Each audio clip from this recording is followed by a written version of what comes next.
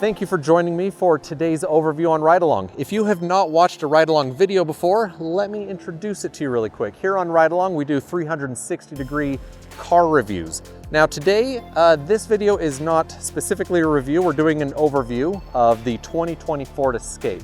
During this overview, I'll go through the more specifics of the vehicle. I'll show you the ins and outs, the engine. I'll show you some of the measurements inside. More the specifics of the car rather than my own opinion. If you are more interested in how I personally felt about the car, what I think about it, my opinion of it, then you can also go ahead and watch the review of the 2020 Escape, which I will also be providing on the channel today. Now let me introduce the 2020 Ford Escape here for you really quick. There are 6 different trims from which you can select your vehicle. The first being the S, which is the lowest base model, the most affordable of the bunch. And then you go up to the SE, which is the model that you see here today. From there we go to the SE Sport Hybrid, and then the SEL, and then we have the Titanium Hybrid, and then up to the very tippy top, which is the Titanium.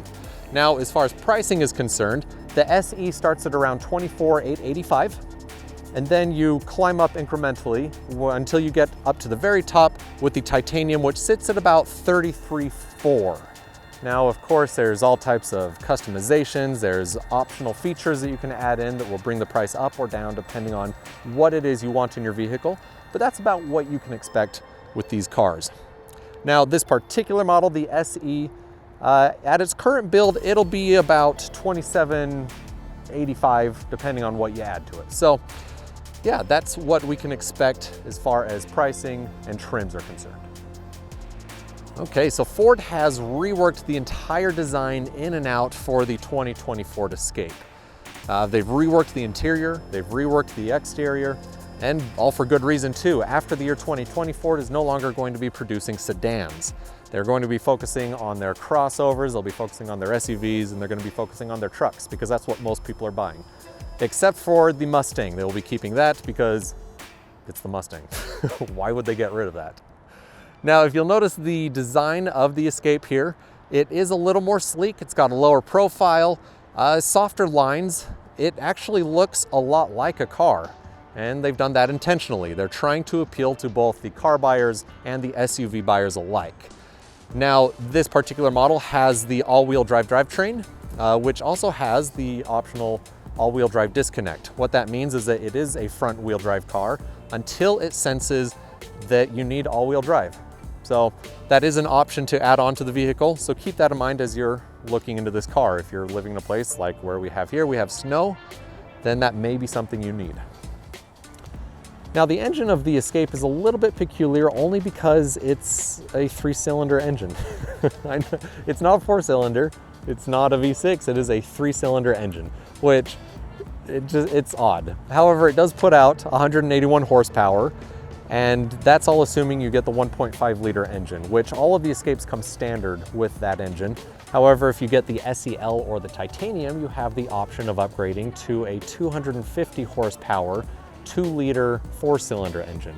So you've got that. You also have the hybrid engines available, which offer a 2.5 liter hybrid engine. It's a 4-cylinder and it has 2 electric motors as well on there. Now, as far as miles per gallon are concerned, your fuel efficiency, the Escape is rated at about 30 miles per gallon. That's 27 city, about 33 on the highway. So you're keeping up with the best of them in fuel efficiency. The hybrid, however, it's rated to, estimated to be at about 40 miles per hour or per gallon.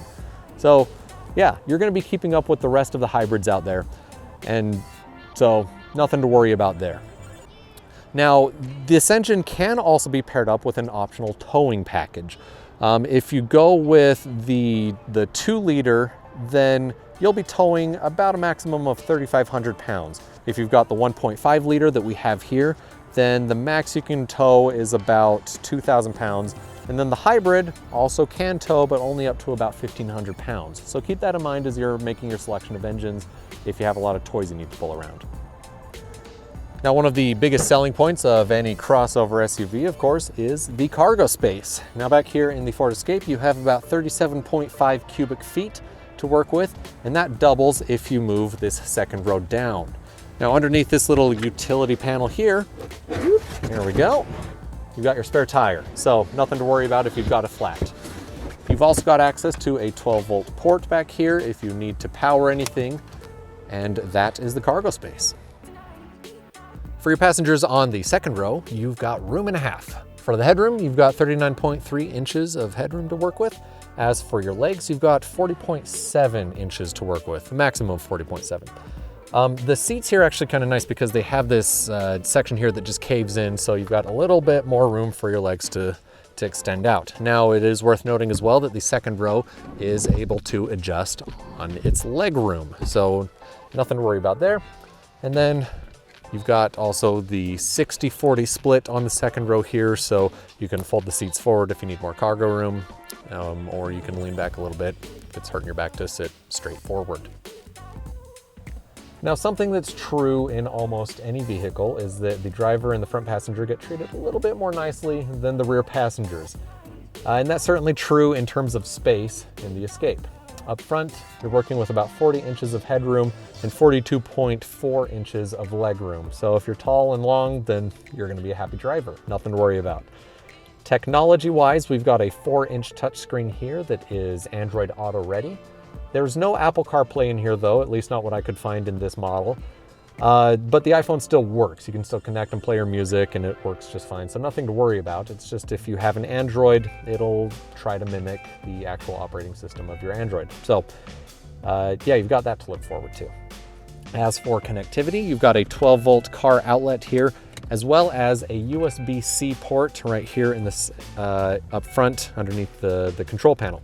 In the center console, you've got one more USB port. It is a USB 3. So as far as connecting your phone or your devices, you don't have anything to worry about there.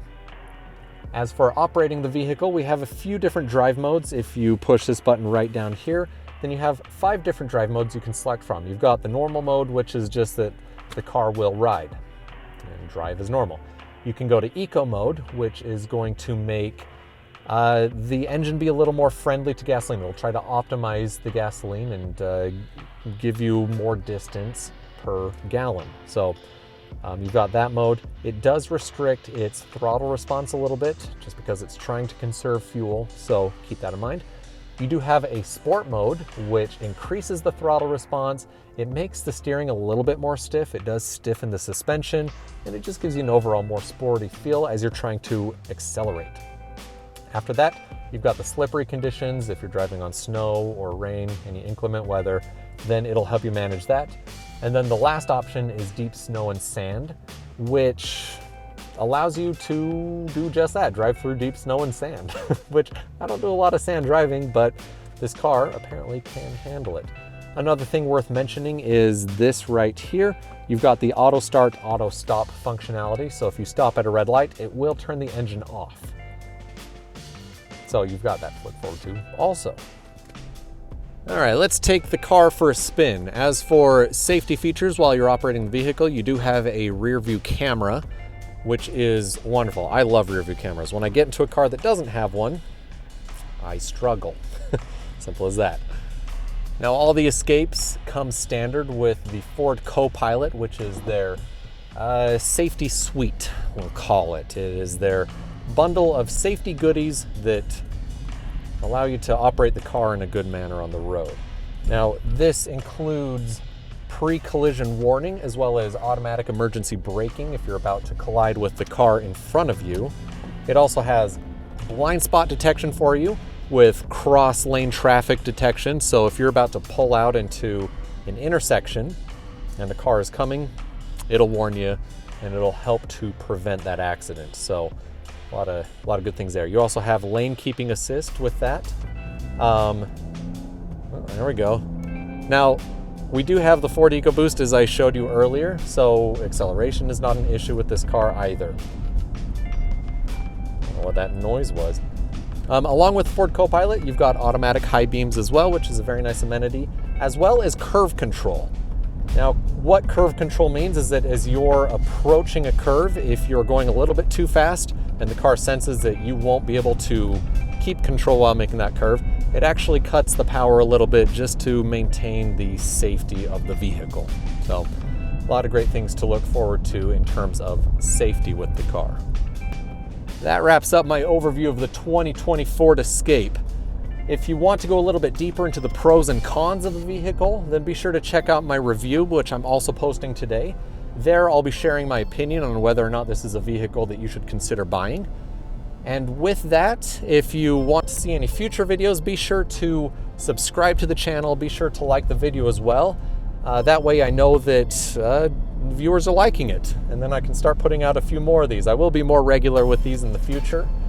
But with that, thank you very much for joining me today, and I look forward to seeing you in the next video.